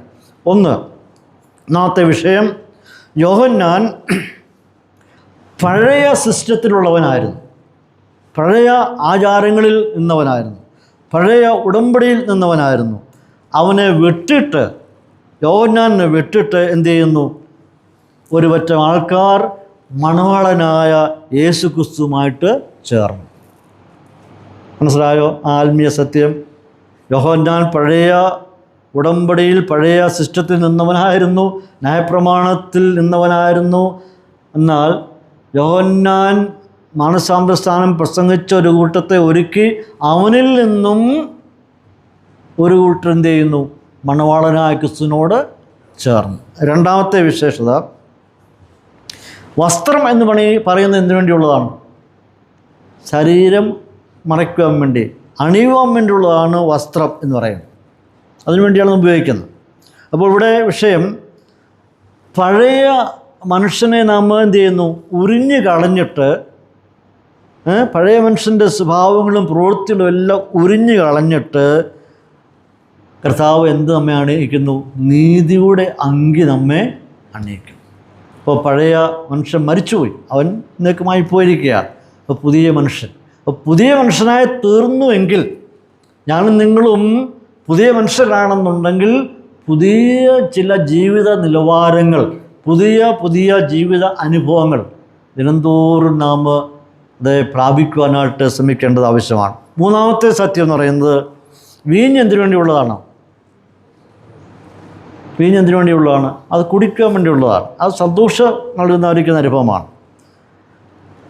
ഏത് മനുഷ്യനും ഒരു സന്തോഷം നൽകുന്ന ഒരു അനുഭവമാണ് വീഞ്ഞ് കുടിക്കുക എന്ന് പറയുന്നത്. പ്രത്യേകിച്ച് അവരുടെ സംസ്കാരത്തിൽ, യഹൂദ സംസ്കാരത്തിൽ വീഞ്ഞ് ഒരു പ്രധാന ഐറ്റമാണ്. അത് സന്തോഷം നൽകുന്ന ഒരു അനുഭവമാണ്.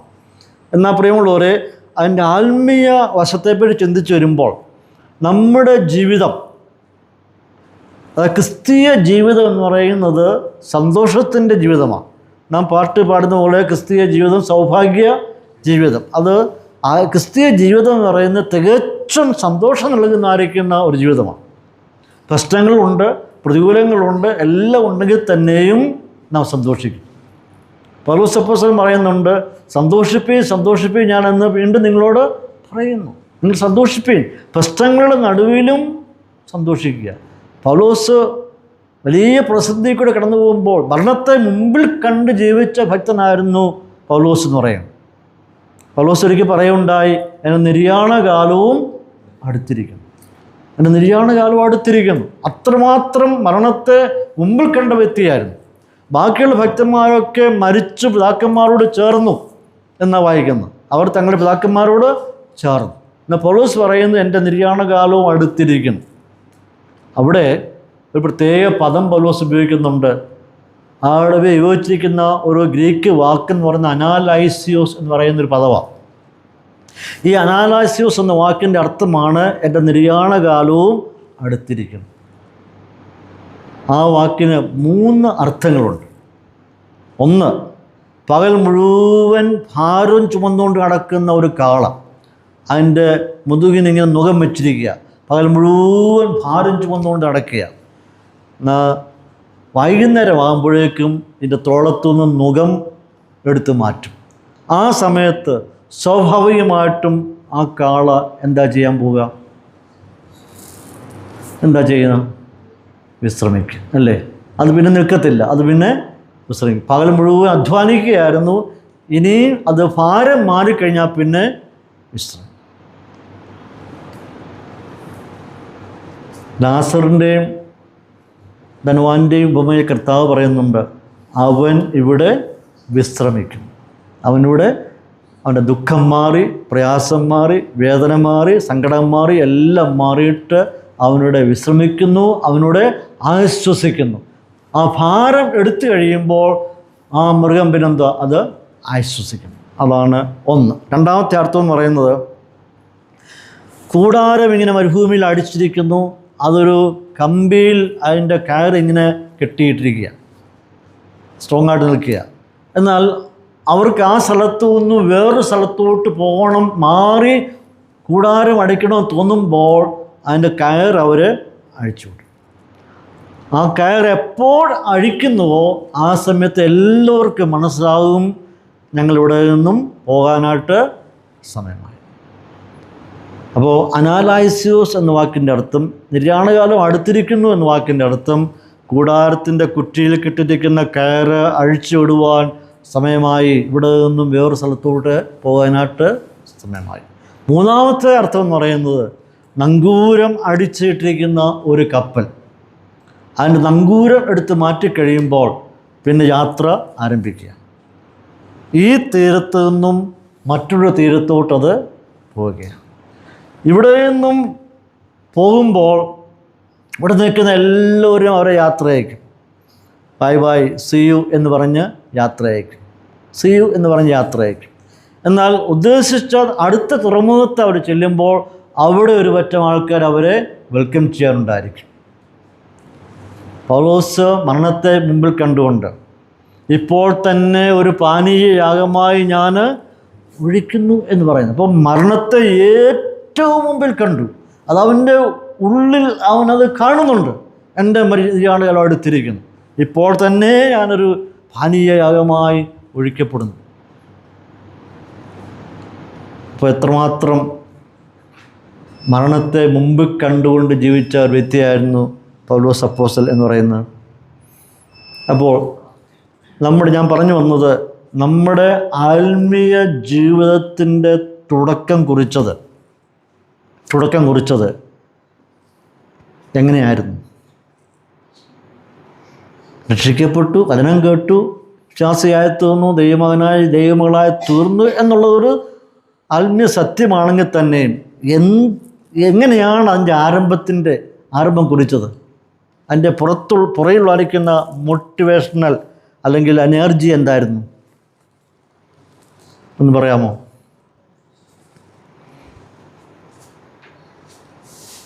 അതായത് അവരുടെ ഇടയിൽ ഏറ്റവും പ്രധാനപ്പെട്ട ഐറ്റമാണ് എന്ത്? വീഞ്ഞ് എന്ന് പറയുന്നത്. വീഞ്ഞ് ഒഴിച്ചുള്ളായിരിക്കുന്ന ഒരു ആഘോഷ പരിപാടികൾ അവർക്കില്ല. ഏറ്റവും പ്രധാനപ്പെട്ട അതിനുവേണ്ടിയാണ് ഈ പഴയ വീഞ്ഞ് അവരിങ്ങനെ സൂക്ഷിച്ചു വയ്ക്കുന്നത്.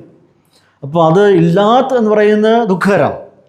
അപ്പോൾ ആ പശ്ചാത്തലത്തിൽ നിന്ന് ചിന്തിക്കുമ്പോൾ നമ്മുടെ ആത്മീയ ജീവിതത്തിൻ്റെ ആരംഭം കുറിച്ചത് ദൈവവചനം കേട്ടതിൻ്റെ അടിസ്ഥാനത്തിൽ ക്രിസ്തു നമ്മുടെ ഉള്ളിൽ ഒന്ന് ജനിച്ചപ്പോൾ മുതലാണ് ആരംഭം കുറിക്കുന്നത്. പക്ഷെ അതിനോട് ചേർന്ന് സംഭവിക്കുന്ന ഒരു ഫാക്ടറുണ്ട്, ഒരു സത്യമുണ്ട്. അതെന്താണെന്ന് എല്ലാവർക്കും അറിയാം. ആത്മസ്നാനത്തോടുകൂടി പരിശുദ്ധാത്മാവിൻ്റെ ആത്മാവിനെ പാനം ചെയ്തും ഇരിക്കുന്നു എന്ന് പൗലോസ് പറയുന്നു. നിങ്ങൾ ആത്മാവിനെ പാനം ചെയ്തും ഇരിക്കുന്നു. അപ്പോൾ ഈ പരിശുദ്ധാത്മാവിനെ പാനം ചെയ്ത സമയം മുതൽ നമ്മുടെ ആത്മീയ ജീവിതം ഇങ്ങനെ മുമ്പോട്ട് പോയിക്കൊണ്ടിരിക്കുകയാണ്. എന്നാൽ ദൈവസഭയുടെ പ്രത്യാശ എന്ന് പറയുന്നത് നമ്മളെല്ലാവരും ടെമ്പററി വീസയിലാണ് ഇവിടെ ആയിരിക്കുന്നത്. എല്ലാവരും ടെമ്പററി വീസയിലാണ്. എന്നാൽ നമ്മുടെ പ്രത്യാശ എന്ന് പറയുന്ന പൗലോസ് പറയുന്ന പോലെ ഞാൻ അവനെ കാണും എന്നുള്ളതാണ്. ഭക്തന്മാരുടെ എല്ലാവരുടെയും വിശ്വാസ ജീവിതത്തിൽ പ്രത്യേകത അന്യനല്ല, സ്വന്തം കണ്ണാൽ ഞാൻ അവനെ കാണും. അതാണ് നമ്മുടെ പ്രത്യാശ എന്ന് പറയുന്നത്. അപ്പോൾ അത്രയും കാലം എപ്പോഴാണ് നമ്മുടെ ഇവിടെ നിന്ന് മടങ്ങിപ്പോകുന്നത്, തിരിച്ചു വിളിക്കുന്ന ആ കാലം വരെയും നാം അനുഭവിക്കുന്ന പരിശുദ്ധാത്മാവിനെ പ്രാപിച്ച നിമിഷം മുതലായിരിക്കുന്ന ആത്മീയ ജീവിതത്തെ പരിപോഷിച്ച് മുമ്പോട്ട് പോകാനായിട്ട് നമുക്ക് ശ്രമിക്കാം, ഉത്സാഹിക്കാം. ക്രിസ്തീയ ജീവിതം എന്ന് പറയുന്നത് അത് ധന്യമായ ജീവിതമാണ്, സന്തോഷകരമായിട്ടുള്ള ജീവിതമാണ്. അത് ഉന്മേഷവും ഉത്തേജനം നൽകുന്ന ജീവിതമാണ്. നിരാശയുണ്ട്, ദുഃഖവും വേദനയും ഒക്കെ ജീവിതത്തിൻ്റെ ഭാഗമാണ്. അതൊക്കെ കടന്നു വരും. അതിൻ്റെ നടുവിൽ നമുക്ക് ഒരു ധൈര്യം നൽകുന്നു. പൗലോസിൻ്റെ ജീവിതം ഒന്ന് പരിശോധിച്ച് നോക്കിക്കേ. ശരീരത്തിൽ ഒരുപാട് ക്ലേശം സഹിച്ചു. കർത്താവിൻ്റെ സന്നിധി വന്ന് പ്രാർത്ഥിച്ചു, കർത്താവെ കഴിയുമെങ്കിൽ ഈ ശരീരത്തിലെ എൻ്റെ ഈ അസ്വസ്ഥതകളും ഭാരവും വേദനയും മുള്ളും ഒക്കെ ഒന്ന് മാറ്റിത്തരണം. അവൻ്റെ ആഗ്രഹമായിരുന്നു. പക്ഷേ കർത്താവ് അത് മാറ്റിക്കൊടുത്തോ? പൗലോസ് വളരെ സൗഖ്യമാക്കിയിട്ടുണ്ട്. പക്ഷേ പൗലോസ് ചോദിച്ചപ്പോൾ കർത്താവ് സൗഖ്യം കൊടുത്തില്ല. കർത്താവ് പറഞ്ഞത് അത് നിൻ്റെ ജീവിതത്തിൽ എന്നേക്കും കൂടപ്പിറപ്പായിട്ട് ഉണ്ടായിരിക്കും. പക്ഷേ ഒരു കാര്യം ഞാൻ നിന്നോട് പറയാം, എൻ്റെ കൃപ നിനക്ക് മതി. അതായത് എന്താണെന്ന് മനസ്സിലായോ? കർത്താവ് പറഞ്ഞ എൻ്റെ കൃപ നിനക്ക് മതിയെന്ന് അത് വായിച്ചു വിടാൻ വേണ്ടിയുള്ളതല്ല. ഈ രോഗം നിന്നെ ഇങ്ങനെ അലട്ടിക്കൊണ്ടേയിരിക്കുക. നിന്നെ മാനസികമായിട്ട് വളരെ അലട്ടുന്നുണ്ട്. സഹിക്കാൻ പറ്റാത്ത അസ്വസ്ഥതകളാണ്, സത്യമാണ്. പക്ഷെങ്കിൽ എപ്പോൾ നീ ദൈവവചനം എടുത്ത് പ്രസംഗിക്കുമോ, രാജാക്കന്മാരോടും പ്രഭുക്കന്മാരോടും ഒക്കെ നീ സംവാദിക്കുമ്പോൾ നീ ഓർത്തു കൊള്ളണം, അവിടെ അവരോട് സംവാദിക്കുമ്പോൾ പ്രസംഗിക്കുമ്പോൾ ഈ രോഗം മറന്ന് അവരോട് പറയുവാനായിട്ട് ഉള്ള കൃപ ഞാൻ നിൻ്റെ മേൽ. അപ്പോൾ നീ വചനമായി നിൽക്കുമ്പോൾ, വചനം പ്രസംഗിക്കുക വായു തുറക്കുമ്പോൾ ഞാൻ എന്ത് ചെയ്യുന്നു? അമിതമായ കൃപ നിൻ്റെ മേൽ വ്യാപരിക്കും. പ്രിയപ്പെട്ടവരെ, ഇതുപോലെ ജീവിതത്തിൽ ഒരുപാട് ഭാരങ്ങളൊക്കെ നമ്മൾ ഉപയോഗിക്കുന്നുണ്ട്. പക്ഷെ അവിടെയൊക്കെ ദൈവത്തിൻ്റെ വാഗ്ദത്തം എന്ന് പറയുന്നത് എൻ്റെ കൃപ നിനക്ക് മതി. ദൈവകൃപയല്ലേ ഇതുവരെ ഇവിടെ എത്തിയത്? ഇന്നലകളിൽ ദൈവകൃപയല്ലേ നമ്മൾ നടത്തിയത്? നാളെ എങ്ങനെയായിരിക്കും? ഇതുതന്നെയാണ്. അപ്പോൾ ദൈവകൃപയുണ്ടെങ്കിൽ മാത്രമേ നമുക്ക് മുമ്പോട്ട് പോകാനായിട്ട് സാധിക്കൂ. അപ്പോൾ ആ ദൈവത്തിൻ്റെ അമിതമായ കൃപ പ്രാപിച്ചുകൊണ്ട് നമുക്ക് ദൈവത്തെ മാറ്റപ്പെടുത്താം. എന്താണ് പരീക്ഷന്മാരും ശിഷ്യന്മാരും ചോദിച്ചത്? ഞങ്ങൾ ഉപവസിക്കുന്നു, നിങ്ങൾ എന്തുകൊണ്ട് ഉപവസിക്കുന്നില്ല? അതിൻ്റെ മറുപടിയാണ് കർത്താവ് 3 കാര്യങ്ങൾ പറഞ്ഞത്. എന്നാൽ മണവാളൻ നിങ്ങളെ വിട്ടു പോകുന്ന ഒരു സമയം വരും, അന്ന് നിങ്ങൾ ഉപവസിക്കുവാനായിട്ട് നിർബന്ധിതരായിത്തീരും. ആരും പറയാതെ തന്നെ ഉപവസിച്ചോളൂ. പ്രിയപ്പെട്ടവരെ, ഇപ്പോൾ നാം ഈ ഭൂമിയിലായിരിക്കുമ്പോൾ അധികമായി ദൈവത്തോട് അടുത്ത് വന്നുകൊണ്ട് പ്രാർത്ഥന ഉറ്റിരിപ്പാൻ, പ്രാർത്ഥനയിൽ പോരാടുവാൻ, പ്രാർത്ഥനയിൽ ദുഃഖവും ഭാരവും ഇറക്കി വയ്ക്കുവാൻ ദൈവം നമ്മെ സഹായിക്കട്ടെ എന്ന് ഓർപ്പിച്ചുകൊണ്ട് ഞാൻ എൻ്റെ വാക്കുകളിൽ നിന്ന് ഇരിക്കുന്ന കർത്താവ് നമ്മെ എല്ലാവരെയും സഹായിക്കട്ടെ.